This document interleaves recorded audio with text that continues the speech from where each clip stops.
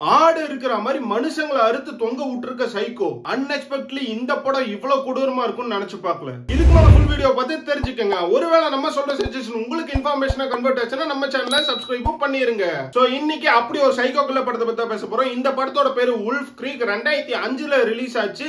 இந்த படம் வந்து உண்மையான இன்சிடென்ட்டா பேஸ் பண்ணி எடுத்த படம். அதாவது இந்த படத்துல வர ஒவ்வொரு சீனுமே உண்மையா நடந்த விஷயத்தை அப்படியே படமா எடுத்து வச்சிருக்காங்க.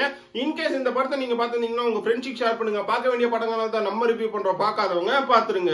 உல்ஃப் க்ரீக் இந்த படத்தோட ஒன்லைன் ஸ்டோரி என்னன்னா, ஆஸ்திரேலியால 30,000 பேர் ஒரு வருஷத்துக்கு காணாம போறாங்க. அதுல 90% மக்கள் திரும்பி கிடைச்சிடுறாங்க, பணமாவோ உயிரோடையோ.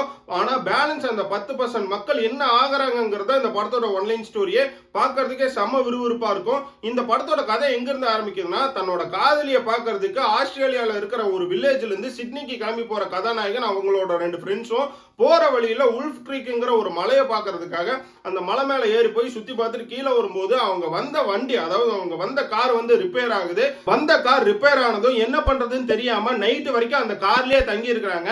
சோ அப்ப நைட்டு சம்பந்தமே இல்லாம ஒருத்தன் வந்து நான் உங்களுக்கு ஹெல்ப் பண்றேன் நீங்க வாங்கன்னு சொல்லி கூட கூட்டு போனான். போன இடத்துல காஃபில என்னத்தையோ கலந்து கொடுத்து குடிக்க வச்சு அவங்க 3 பேத்தையும் கட்டி போட்டுறான். கட்டி போட்ட கொஞ்ச நேரத்துக்கு அப்புறம் கதாநாயகனை மட்டும் தூக்கிட்டு போய் வச்சு கயித்துல கட்டி கழுத்து அறுத்து கொஞ்சம் கொஞ்சமா தோலை உரிச்சு உள்ள இருக்க எலும்பை தூக்கி சதற விடுறான்.